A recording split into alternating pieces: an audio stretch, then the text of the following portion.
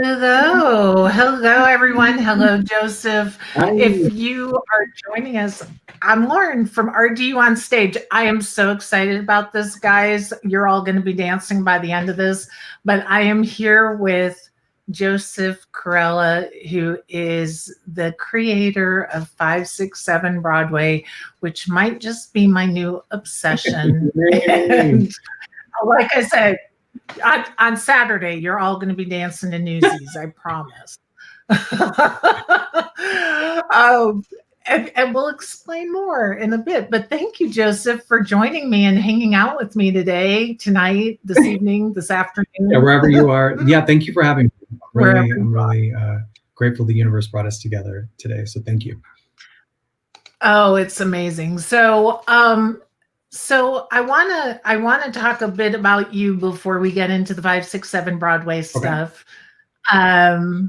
How old were you when you started dancing? God, I was 7 years old when I started dancing. So yeah, I started at the studio. I'm from Phoenix, Arizona originally, and I started at a studio, SpaceX Dance Academy. And I did that for a year, danced, and I was like in the Nutcracker, and I've always loved dance and being creative. But then I wound up quitting for a year to play baseball. I was like, I'm gonna try baseball. And then I was so bored.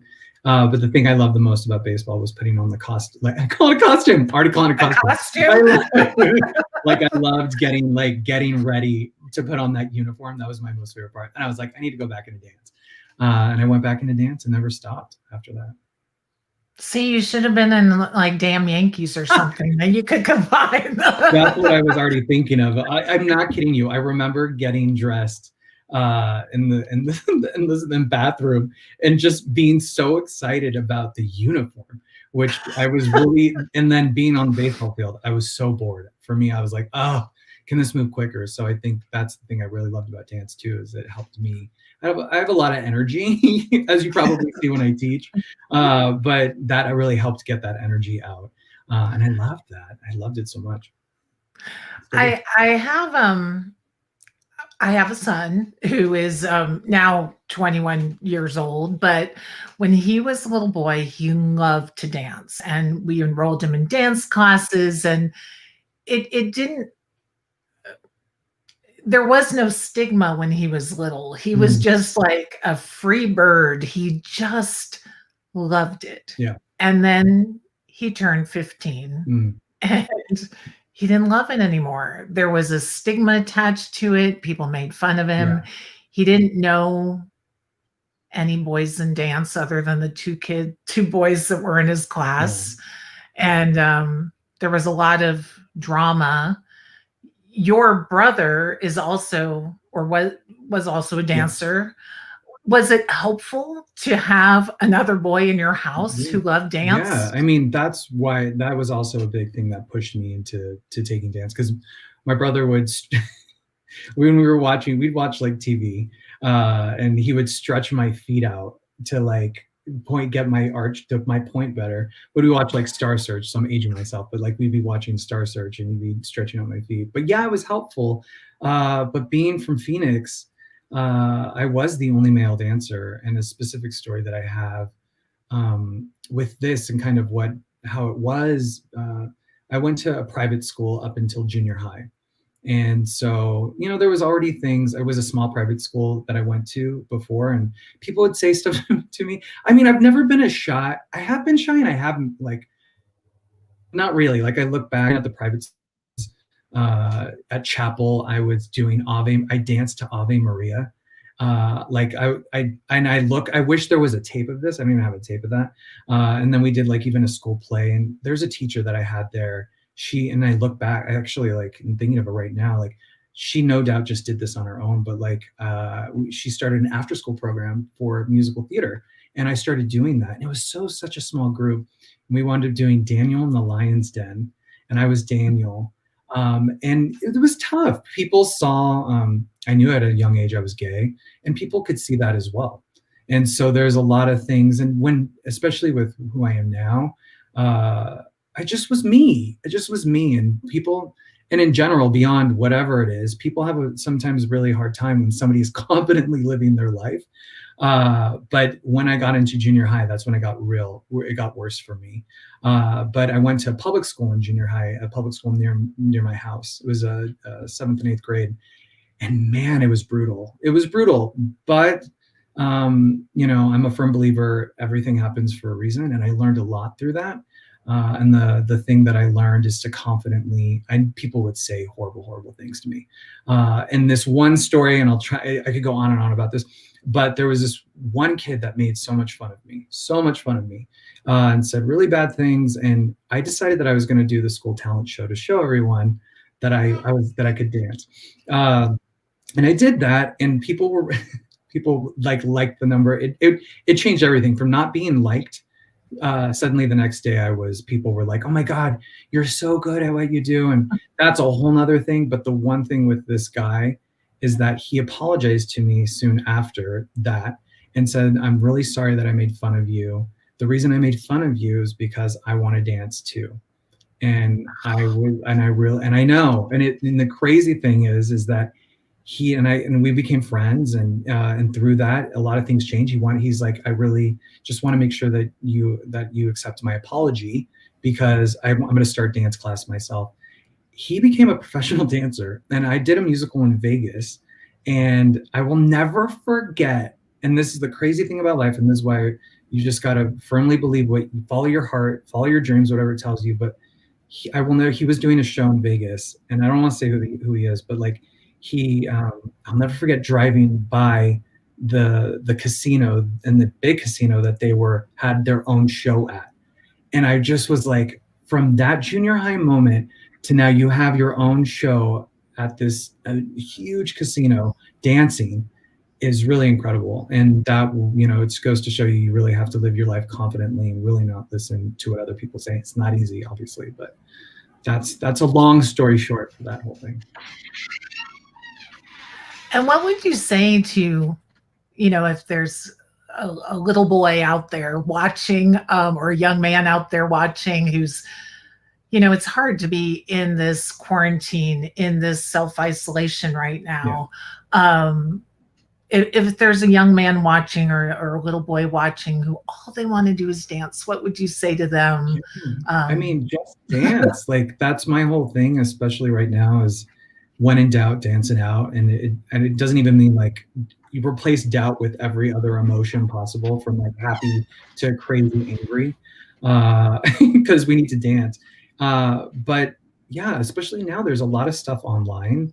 And, I think that, like, I teach 5, 6, 7 Broadway through Broadway Dance Center online, and they have so many classes. And that's the great thing that we have access to now. But doing that, and obviously YouTube is another great, if money is a problem for anybody, like YouTube is such a great way to, I do stuff on YouTube as well. And so having access to that is really great. There's so much in this day and age compared to when I was younger, and you really didn't, unless you were at the studio, you didn't have online stuff. So it's really interesting to me, because I've interviewed several dancers who have been classically trained. And one dancer I interviewed a couple of years ago, Shanika Gooden, she had said to me, as a classically trained dancer, I didn't want to do Broadway. I wanted to go into a company. I wanted to, she wanted to go into ABT, or she wanted to go into New York City Ballet. She didn't want to be on Broadway, because she, was kind of programmed in the dance world that Broadway was not the place for a dancer. Okay. However, you saw Phantom of the Opera, I read in an interview, and decided that theater was for you. So tell me about the Phantom of the Opera experience, and what about that show made you decide, yep, this is it? So again, I'm really grateful I got to start dance at a young age, which helped introduce me into musicals as well, especially in my dance studio. And we were a competition studio, so I was always dancing to these very theatrical songs, and I always connected to them. And I remember listening to Les Mis when I was a kid too, the CD, and being like, I'm obsessed with this, and not even knowing really what the show was about. I just loved the dramatic music, and I would put it on and dance in my room as a kid all the time. But when I saw, God, how old was I? I think I was in 5th grade when I saw Phantom of the Opera at the Gamage Auditorium in Phoenix, Arizona. And I was so excited about it. I don't know. My heart was like, I knew I needed to see this musical. Probably no doubt seen so many commercials and everything for it on TV. And then I went with a dancer from my dance studio, and I'll never forget sitting there in the theater. And then the overture started with the da na na na, and that's it. And it changed everything for me. And that's why I'm passionate about what I teach, and I'm passionate about theater, because those moments, it was just one moment, and it changed the course of my life forever. In that moment, I knew, like, this is what I want to do. I want to go to New York City. I want to be on Broadway. I suddenly instantly knew, like, in a way, because I also too, like, my family, my brother being a dancer, we did go to New York City, and I got to see Radio City Music Hall, and because my brother was in that. But like, I got to experience New York, so that was another thing too. But Phantom was the first musical I saw before ever. After that, then I got to experience things more. But Phantom of the Opera was Andrew Lloyd Webber. Thank goodness for Andrew Lloyd Webber. And then seeing Joseph and the Amazing Technicolor Dreamcoat, I was like, this is amazing. So yeah, and that's, my heart was always telling me you have. And that's another thing too. It's like I try to encourage people as well, because I only try to teach what I experience. But I experienced, as long as you follow your heart will tell you what to do. So if your heart is telling you to go to New York City, or it's telling you to go to Africa, then do it. I'm a firm believer, do it. And maybe once you're on that journey, life will switch and your heart will say, you need to go in this direction now. And it will guide you. But, people are like, what should I do? I'm like, you have to follow your heart. Your heart will tell you what to do. My heart told me I needed to go to New York. And being from Phoenix, to move to New York City was once I graduated from high school, and I moved to LA for a couple of years, but once I moved to New York, I'm from the desert. So like, to move to a cold climate like New York City and experience that changed my life forever. So, and I wouldn't change one thing in the world for that. You made your Broadway debut in All Shook Up. Talk to me about auditioning for that show and getting the call that your dream is going to be realized. You're going to get to dance on Broadway. Yeah. I've been, my husband and I've been thinking a lot about that lately. We just kind of been, I think being in quarantine, you kind of think about your journey a little bit more, and being at home. But I was remembering, like you had said too, like from seeing Phantom of the Opera. And then my first dance solo when I was growing up was All Shook Up. So I did Elvis Presley's All Shook Up. And that was the first dance competition solo growing up in that world. That was the first solo that I ever did on stage. So once I moved to New York and then got to experience the journey of a business that is difficult and tough, but like I followed my heart. And I remember, God, I barely knew anybody in New York City, but I wound up getting a job at a spa at the Ritz-Carlton. So I was working at the Ritz-Carlton spa. I really loved that job. And I think the calm environment in a chaotic city was very nice. But I won't forget auditioning still, obviously, any free time I had. And then I got a call from my agent saying, the team of All Shook Up wants to see you to audition. And I was like, what? Because I'd been auditioning a lot already too. So I was like, and I had been in New York for maybe 6 months. And so I told my manager at the spa, I was like, I have an audition. I'm going to need to switch my schedule around. And so they were so kind about that. But I wound up auditioning, and then it was for basically an immediate replacement. And we auditioned, they cut us, narrowed it down. Then we sang, they narrowed it down. And then it came down to 4 of us. And I've never had this experience since. And I'm really grateful I get to tell this story because it's such a unique one for me. But the four of us were given tickets to go see All Shook Up that night because they wanted us to go look at the role that we possibly were going to be taking over. No pressure at all, and All Shook Up is at was at the Palace Theater, one of the most iconic theaters in New York City. Here I am in Times Square and like going to go see All Shook Up with the possibility of having this job. And then we had our callback, our main last callback the next day. And this is the interesting part for me, is that we had to go in and sing one more time. And I don't even know what studio. We were at like some random place. It was the hottest day in New York City too. It was so hot in the summertime. And then we wound up singing, and each of us, and then they told us to wait outside. And then, so we were waiting, and they lined us up and they called us one by one to go into the studio. And I was like, what is happening? What they did, which is interesting, is that they were telling each person, you didn't get the job. Like you didn't, and I was last in line. So here I'm watching the person in front of me as they leave saying, oh, I didn't get the job. And I'm like, okay. And then the person before me, I was the last one. So he leaves the room and he goes, congratulations. He was like, congratulations. And I was like, and I went into the studio and they were like, so you have the congratulations, you're going to have your Broadway debut, but you have to start rehearsals immediately. We're going to put you in a taxi to the theater for your costume fittings. And I was like, and I was so green. I was so new to New York City. I was so nervous. And I'm so grateful for that cast, because they were already doing the show. But that cast really nurtured me, like Nikki James, Michael James Scott. Like these people really, they knew I was so, they're like, oh, look at this new person to New York City, having his Broadway debut. And this was my first equity show too. So like it was really exciting and a memory I will never forget, but I was terrified.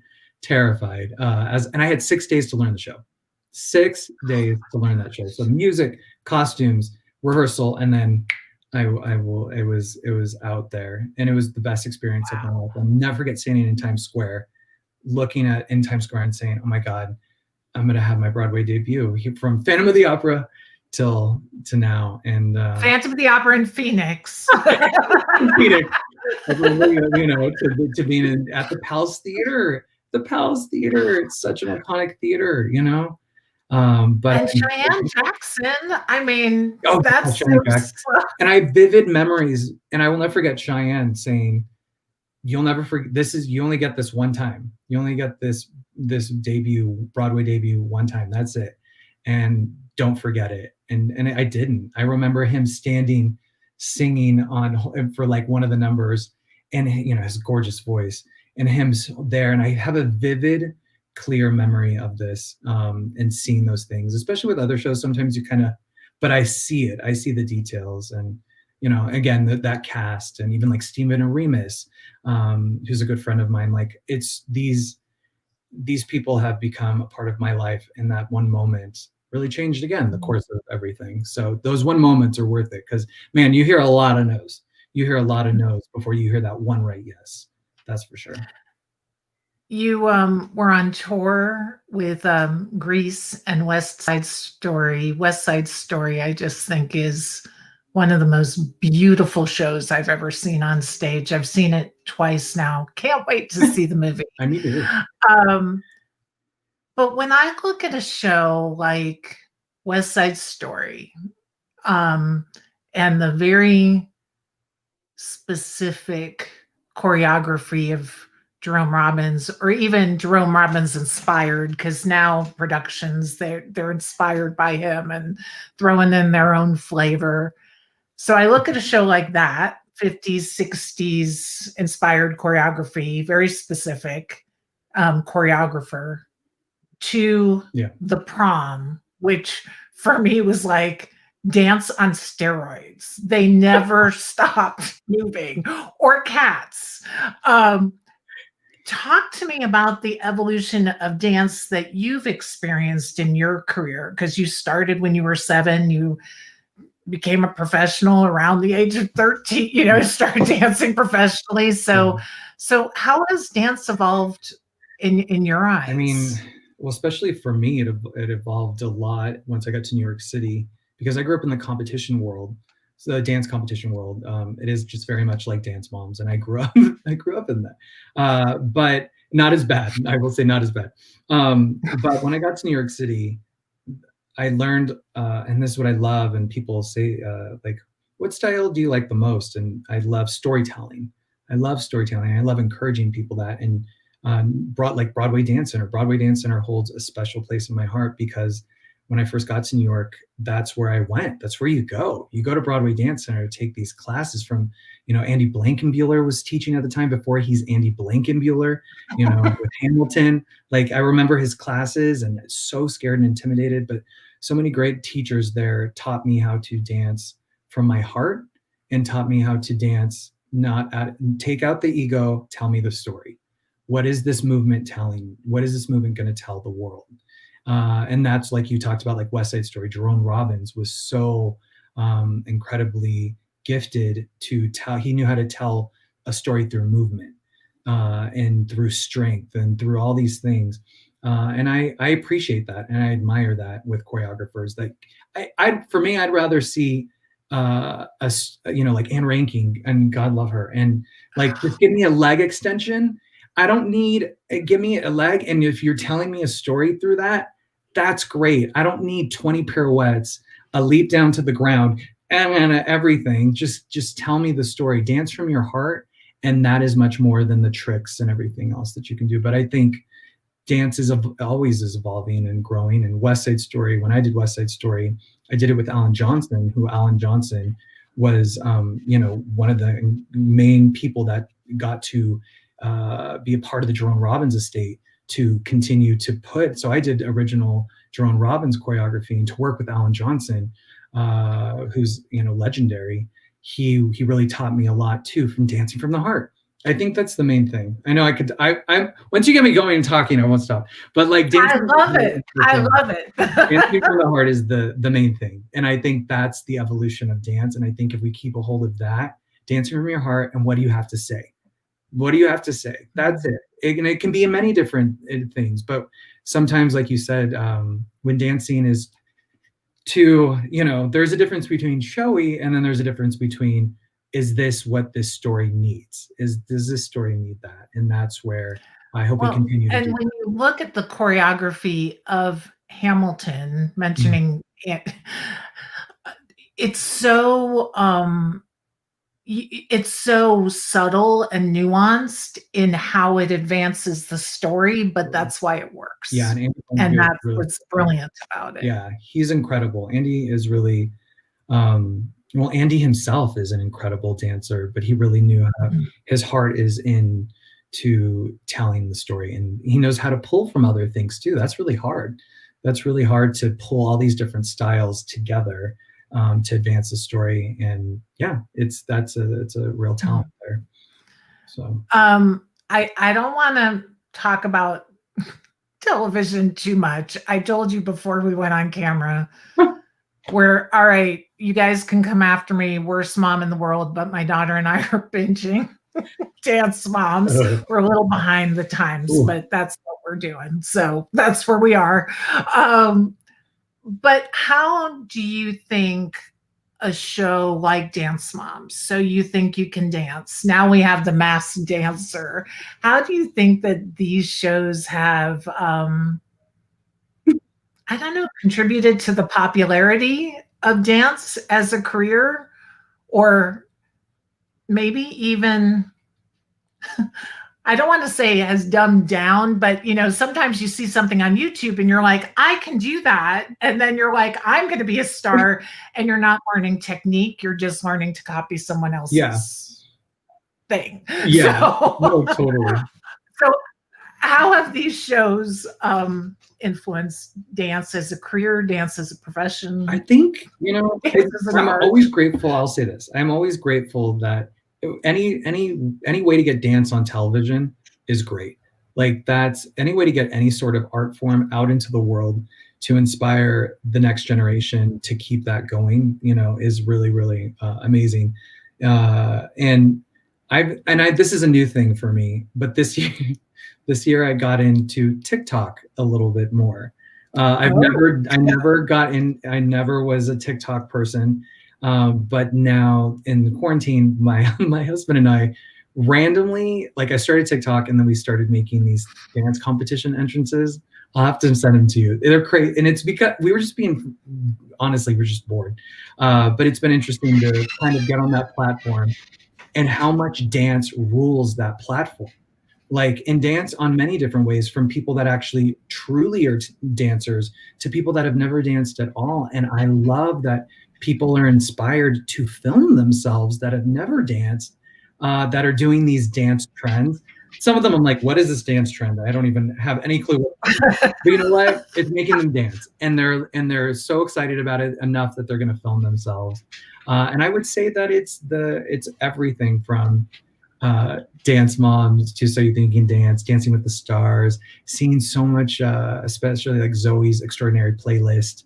There's more musical theater stuff. There's more people then I think the next generation is really excited about the arts. Because TikTok specifically is so funny, because it is truly, I would call it an art platform, because they do scenes, there's scene work. People do each other to do scene work. They're making musicals like Ratatouille the musical. Ratatouille. Yes. So I'm fascinated, and I'm like, okay, and it's the evolution of, I think, accumulation of many things. But the next generation is for sure absolutely excited about the arts. That's for sure. I love it. All right. So I've never been a dancer. If my uncle was watching this broadcast, he'd say, yeah, I went to one ballet dance recital of hers, and all the kids went right and she went left because she forgot. But I'm a closet dancer because I love it. I just don't dance in front of people. But my new obsession, because I hate exercise, is 5, 6, 7 Broadway. For those of you who don't know what this is, Joseph teaches a really hard aerobics class to show tunes. And then after you're done with this cardio workout, he choreographs a dance inspired from a favorite movie, a favorite show, and it's so much fun. People come in costumes. People come with their Jana with The Greatest Showman. She must have had a fan in front of her because she's gonna love that you said something. I cannot wait to tell her. Yeah, Jana has a fan. So yeah, Jana has a fan going. She looks like Jennifer Lopez. She's got costumes. I need to up the game. I love it. But I love it. Talk to me about 5, 6, 7 Broadway and what the impetus was for starting this business. Because it's so I feel like my stories are long, but there's I'll try to get this out. After my husband and I met in New York, and he was a Broadway performer, and now he's an attorney. But before he became an attorney, he decided he needed to go to law school, obviously, and we moved to LA a decade ago for him to go to law school in Los Angeles. And so and I was ready to. I'm being from the Southwest. I was like, yeah, I'd love to be back in LA. And so we moved and made the switch, and that changed everything. But I'm a huge musical theater nerd, and especially when I'm working out, if music is bad for me, I'm so bored and I don't like it. And especially if it's not rhythmic, it's like nails on a chalkboard to me. For me, being a dancer. So long story long, I wound up creating a dance fitness program that is really for everyone. But it's called 5, 6, 7 Broadway, and it's dance fitness. It's like a dance fitness hit class. So you're doing grapevines, and the next thing you know, you're doing squat jumps. Yay! But to cell block tango, or you can't stop the beat. Good Morning Baltimore. There's so many iconic songs, and it motivates me. So I was when I started that, started small, and I started in West Hollywood. I will never forget. And it found its own tribe. It found its musical theater people. And you know, LA is the home of like fitness. I have to admit, like it is has like every fitness thing you can think of. People were always so fascinated that I was dancing to musical theater music. They were like, oh, "You're dancing to Broadway songs? This is so unique." And I'm like, "I've been doing this my whole life." You know, but in New York too, it's a different thing as well. But in LA, they were like, "What?" But again, it started growing and it started becoming its own thing. And it's a really fun way to exercise. I believe in connecting to music too. Like the power of music transports you, as you've seen when you've been in class. Like when you're dancing to your favorite Broadway song and you connect to movement, it transports you to this magical place, which right now we really need. And it refuels you, it gives you that joy, that is a really gift from the universe, and what I believe everybody has access to, whether you've danced or you haven't danced. And even if you're going the wrong direction, I'm a firm believer that's still like that's amazing, because when you connect to it for you, it's gonna help you in a way that, you know, the next thing you know, you'll be in the front doing everything and like, you know, leaping through. I haven't turned my camera on yet. Yeah, but the day will come. You've made yourself accountable here. I love it. Yeah, so that's really that's how that started. 567 Broadway. Well, and what I love about it is, so I take the class on Saturdays, but you teach several times a week. I do the one on Saturdays. So Saturday, the theme was The Greatest Showman. Yeah. So you do the first 30 minutes of cardio to all the Broadway songs. Yeah. From Hairspray to we go together Grease. From Born to Hand Jive, Newsies, Flash Dance. Yeah, we do them all. And we have one that you haven't done yet, but like one from a chorus line. That's why I have my gold top hat that we use in class. Oh, and I use gold top hats in class. So yeah, that's the thing. The first class is 25 minutes of cardio and strength training, and that's the same every week. So I do that because I also wanted to bring in how, as a performer, you have to do 8 shows a week and really show up. And I like bringing in that creative aspect of like, all right, 8 shows a week, you got to do this first part. And also too, as a dancer, if you go take class at Broadway Dance Center in New York City, a lot of instructors have the same dance warm-up that they do every time. And when you walk in and you're so like, well, at first you're the only person that doesn't know quite yet, but then you suddenly get it, you get back, and it's that familiarity that feels so great. And you're like, yeah, I know how to do this now. And then you see the new person, you're like, I remember being that person. And then the second part of class, we do different combinations. So like you did Greatest Showman on Saturday. This Saturday, we're doing Newsies. I'm ready. I'm ready. I got it. Oh, that's another thing too. So I'm ready. The thing that has really transformed 567 Broadway to be like, I'm just following my heart, and I call everybody a cast member. So like we're part of the cast. But it's so many people wear workout costumes, and they really, the cast really takes it to that next level. Like you said, like Jana, she bought a fan, so she uses a fan.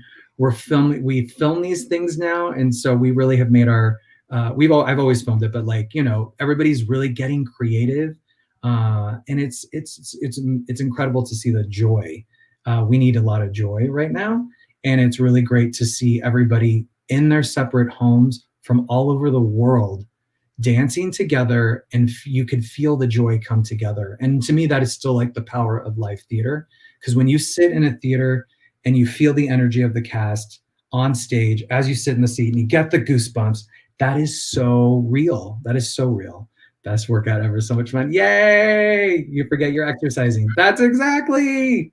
Oh, thank you. Oh, you have a whole fan club on YouTube. I adore it. They're a club of them, that's for sure.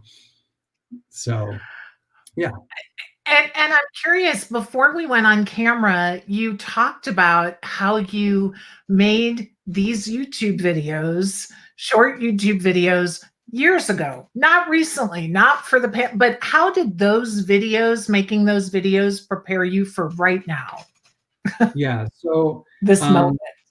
A couple years ago, I wound up my husband and I were inspired, and it took a lot of work, but we were inspired to make, before the YouTube channel, we made a workout video, and that for 567 Broadway. So like that was a journey of like getting music rights. We wound up getting music rights to Hairspray, Grease, a chorus line, but it was a journey, and we were really inspired to have something for people to do at home.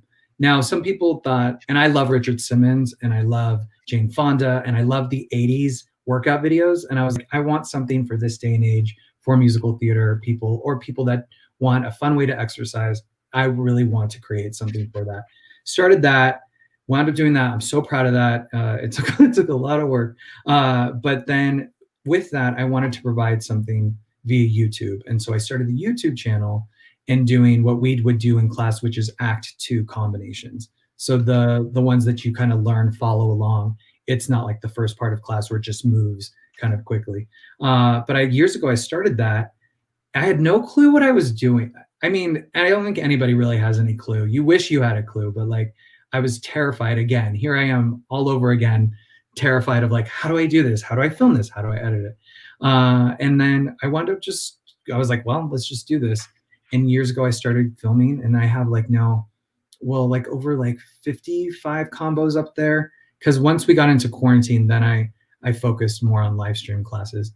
But it's been really great to see people using them, and I get messages from people from all over the world, and it's mind-boggling to me, because when I first started, I was like, who is watching this stuff? Like, I'm putting this out there. Is anybody seeing it? And really, I think the universe is like, there's a pandemic coming.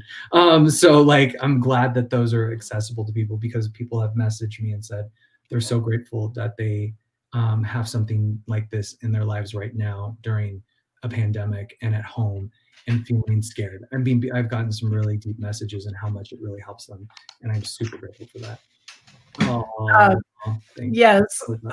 We get to dance around our houses together yet separate with our theater family, because I really do feel like it becomes this huge community. People are commenting and talking to each other.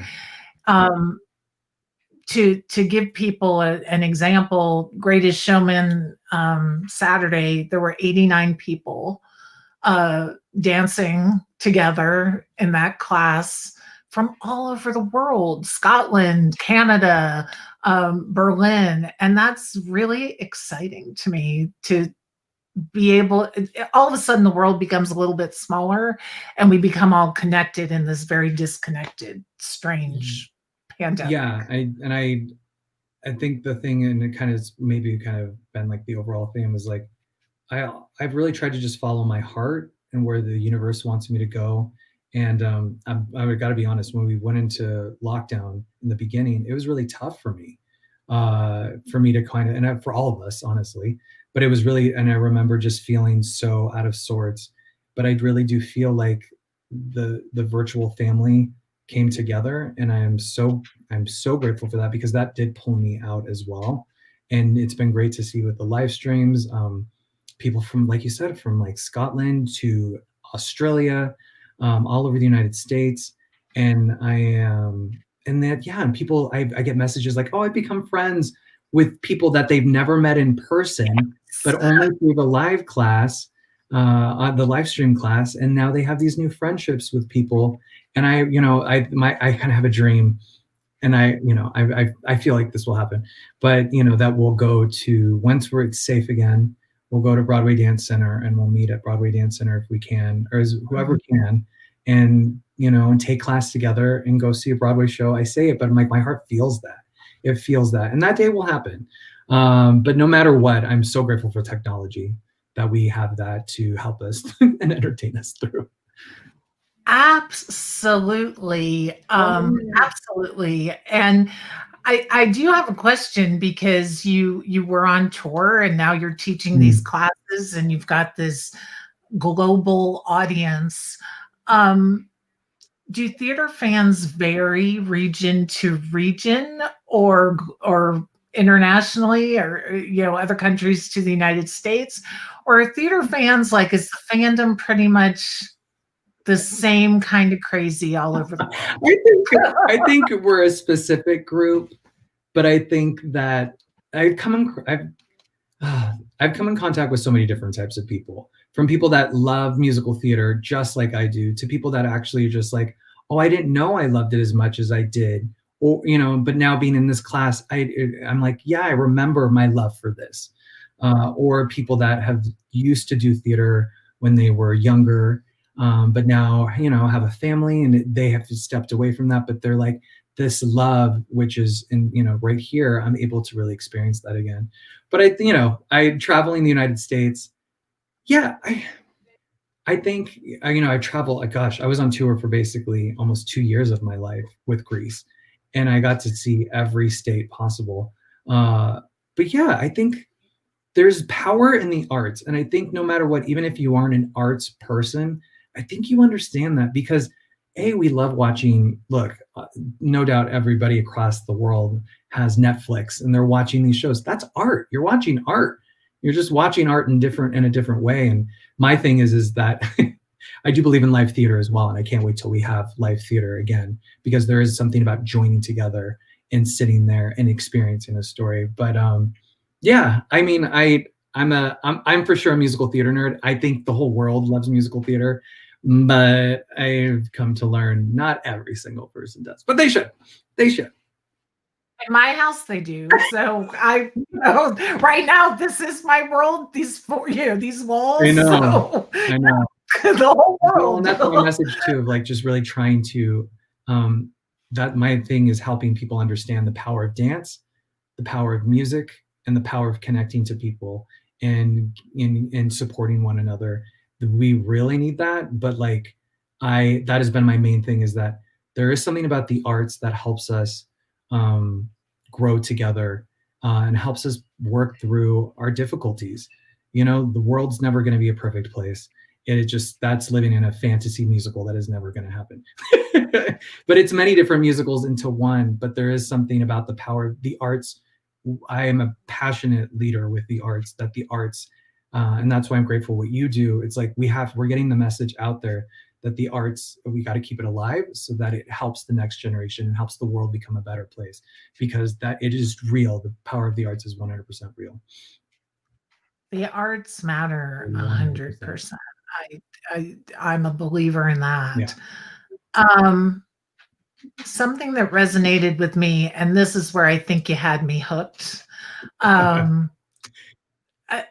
first class of January, so not this past weekend, the weekend before, that was one of the first classes that I took with you. And you said something like, new year, new you. No, we've learned from 2020. We're not, we're better for 2020. You've taken all these lessons away from 2020. So I guess, what has 2020 taught you about being an artist, being a businessman, being a husband? Yeah. Oh. when you're in talking to each other? How it is. Yeah. I mean, I think 2020 has taught us all a lot, and it has really allowed us to really take a look at who we are and face ourselves in many different ways. But for me, it really has taught me more compassion, trust for myself, and it's okay to feel the feelings too. Like, I know that in general, but like, it's okay to wake up. And that's why I remind my class too, like when people are there, I'm like, check in with yourself, see how you're feeling. If you're feeling a little, less energy today, it's okay. You're moving, but don't beat yourself up because you're not moving at 120%. So like, I for sure have, and it's a lesson of, and I think we all relate to this. I am not in control. As much as, and and especially as a businessman and like dealing with the business side of 567 Broadway, it's just like as me as a performer in New York, is I can do the things to really get it out there, but I've learned I have to trust and let the universe do its work. When I'm holding on tight and I'm like, no, it needs to be this, it's like, just trust, let it go. We're here, we're moving. And that's why I love teaching so much, because everything I say is a reminder to me too. Like, it's a reminder that I know how it is to, I've been on a journey as a performer and as a dancer. I want to not live in beating myself up. As a performer, it happens a lot where you're like, I got to audition, and you go in and then you deal with these people telling you things, and sometimes it's great, sometimes it's like this whole journey, and it's really learning to just love what you do and say, I'm here, I'm confidently who I am, I'm doing the best I can, and I'm trying to remind myself that as well every day. I don't want to live in struggle that it has to be this way. I just want to, hey, this is the next thing. The live stream classes, okay, great. That's the next thing that I'm supposed to be doing. Okay, that's working and that's connecting. And when it's not working, then I'll say, okay, what's the next thing? Or if it changes and it shifts, be okay with that. I was recently up for a choreography job, and I didn't get it. But and I told the universe when I was up for it, because it would have put me in a situation that I don't know if I would have wanted to leave my home and be a part of this new thing. But the thing that it taught me was that I told the universe, if you want me to do it, make it happen. If you don't, take it away. And it didn't happen. And I was like, great. And that's the thing, is where I'm just like, what is the next thing for me to do the best I can, and see where life takes me, and be excited about that. But for now, I am here. My husband and I have for sure learned, communication skills a lot more, a lot of communicating. And that is the main thing I think 2020 has taught, is communication on many different levels, of saying things and saying things properly, expressing one's needs, but not being, and trying not to be. And that's where I want to continue to live, is live confidently, but not that I need to scream and tell the world what I need, or what I need from my husband. Yes. There's a lot of young people who follow us on social media and who watch these videos. And you wrote this beautiful article for Backstage about self-care for the dancer. For aspiring dancers who are right now stuck in their house, or one follower of ours was saying he gained weight during this pandemic, and he's kicking himself. He won't take photographs of himself now and post them on social media because he's gained weight. I don't know a person who hasn't gained weight, except for maybe you, because you're dancing every day of the week. I haven't been on jeans in forever, let me tell you. What are jeans? I don't even know what those are. But can you talk a little bit about self-care and the dancer, the performers, self-care and mental well-being during this pandemic? Because I feel like that's not talked about enough. That's it's tough. I mean, and I just want to say that it's tough. And I think that's the thing of what I was saying before too, acknowledging it's okay to feel these feelings, and to say, you know what, I need to feel this a little bit and then work through it.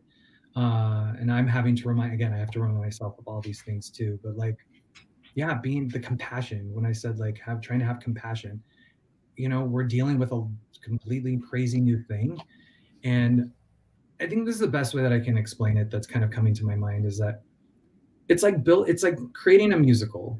When you're in part of a new show, you're part of a brand new show, things are going to change all the time.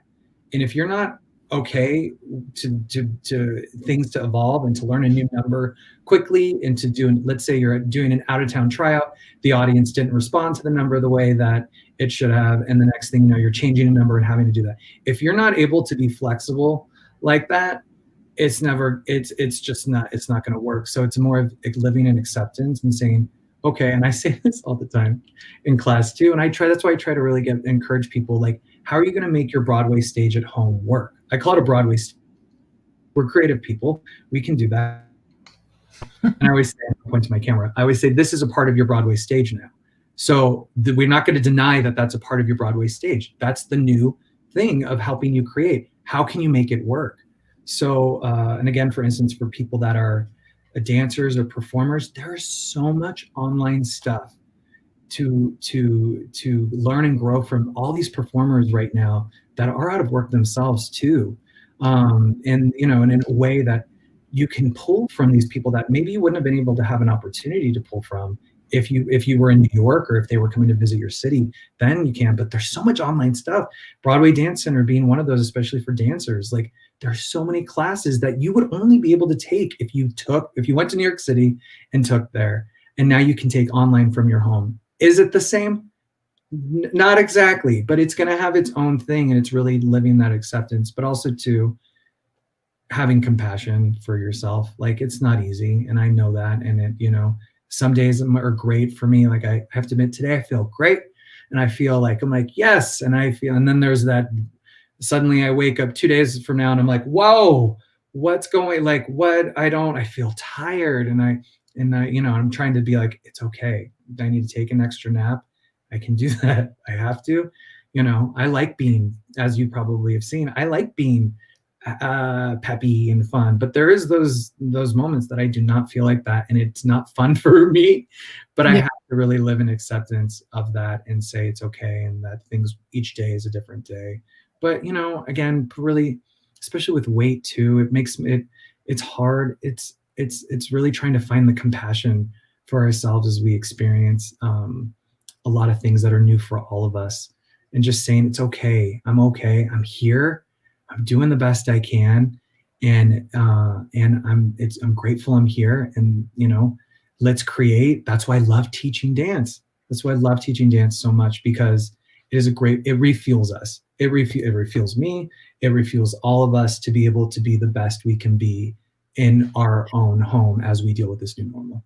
And what's lovely about your class is you do show modifications for people who aren't as advanced, or who aren't as fit like me as some of the people on the stream. And so you have I think I saw in an interview you said it's for all different levels, all different hair colors, all different body sizes, all different people, and it's very accessible and accepting in a way that I haven't felt. I never felt going to a gym class that it was as lovely and accepting as your class. So I appreciate that so much. That means a lot to me, and it's great to see that you feel that virtually, because I was teaching this class. I did the workout video and the YouTube stuff, but like, the fact that you feel that virtually is really amazing. It is really something for everyone. And I want still not turning my camera on Saturday. One day you will, and the next thing you know, I'm going to see you in a workout costume. But yeah, anybody that's watching, come take. It's so much. We have so much fun. That's the most important thing. And the next thing you know, you're going to be on Broadway. So. No, but it will be fun. Like, wait, I'm going to give you your expectations. There you go.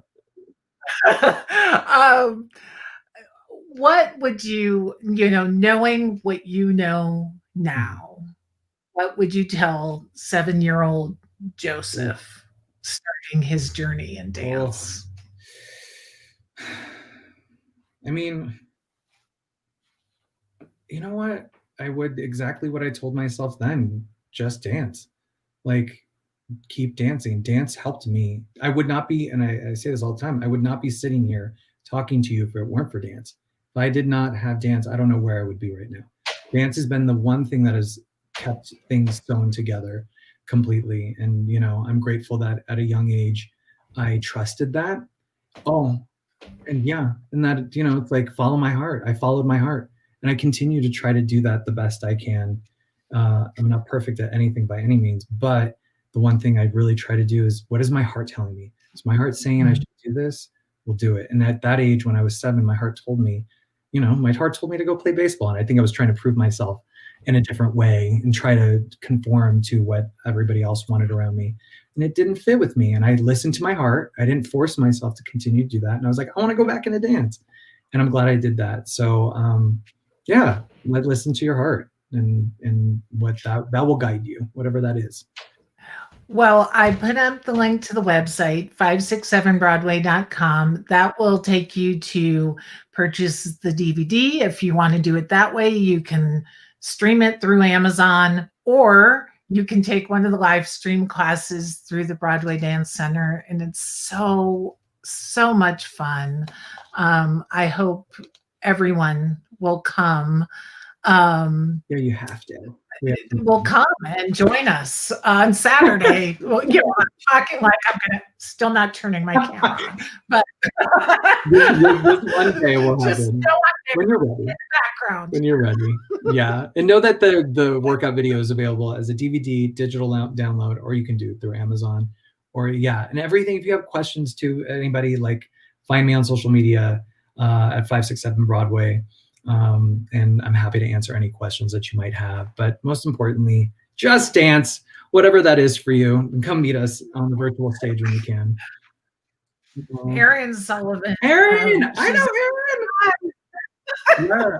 She's a friend of mine. She lives in Raleigh now, and she's teaching theater. Oh my gosh! Hi. Yeah, Erin. I was the associate choreographer after I did the tour. I helped set the tour that she was in right after with Joyce Chittick, who's incredible as well. So hi, Erin. Amazing, amazing. See, it's really a small world. It is really a small world. She says, "Hi, honey." She adores you. So see, it's a small world. Thank you, everyone, for joining us tonight. Thank you, Joseph, for hanging out with me this afternoon. Melissa's saying the recordings of each class that you post are so fun to share with friends and family. So yes. Bring your costumes, bring your Newsies outfits. It's Newsies on Saturday. But between now and Saturday, you've got Grease, right? We're doing Grease 2 tomorrow for Cool Rider. And then Thursday, we're doing Grease Lightning. And then Saturday, we're doing Newsies. And we have a lot of fun things. Like Monday, we're doing Motown the musical. These musicals are so great. I mean, like it's a fun time. So again, if you have questions, find me at 567 Broadway on social media, and I'm happy to answer anything. But thank you, Lauren, for having me. It was so great talking with you about it. So great chatting with you. And, I feel like I know you because I've been hanging out with you for the last 3 weeks on Saturdays. Dancing everywhere. This is really fun to connect. And thank you all for joining us. If you tuned in late, you can watch this in its entirety on YouTube or Facebook once we go offline. If you want to catch it on the website, it'll be up on the website in a couple of days. And I will see you Saturday, Joseph. And so much fun connecting with you. We got to send you a gold top hat. We got to send you a gold top. I'll send you one. Gold top hat. I'll just put on my little beret, and like I said, I'm ready. We're ready for Saturday already. I am so ready for Newsies, and I might actually have to do it with my children because my son is obsessed with Newsies. We've seen it. It's great. We could probably dance the entire show because we've seen it so many times. Please come back on Thursday night. Juan Isler will be with a lot of the artistic directors in our area, including Lauren Kennedy, who was on Broadway. She now lives in Raleigh. She runs a theater here. Eric Whittall, who was a casting director. I love Eric. Oh my gosh, it's been so long. He'll be hanging out, and we will be talking about it's our ongoing series, Theater on Racist Negativity. Torn happens every other Thursday, and they will be with us on Thursday talking about racism in the theater and what's being done about it and how we can make the theater a more equitable, diverse, inclusive place. And then Friday, we're going to take a field trip to Greensboro for Field Trip Friday and hang out at the Goodley Frame Theater to find out what they're doing amidst the pandemic. So it's a good week. And just thank you so much again for hanging out with me. Now that I feel like we know each other and we're virtual friends, now I feel like I have to come to class. So I'm going to be like, as I do roll call. No, I'm kidding. Yeah. Like, where's Lauren? No, I don't do roll call. No, I don't do roll call. It does not happen. They're so cool. So thanks again, everyone. Order your gold top hats, order your exercise bands or weights, and we're good to go. See, top hat makes you happy. Oh, I love it. It's so sparkly. Sparkling.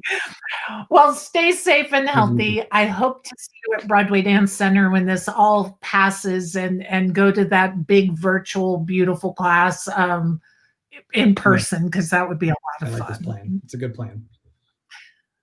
All right. Thank you so much. Thank you everyone for joining us. Stay safe and healthy, and I will see you all on Thursday.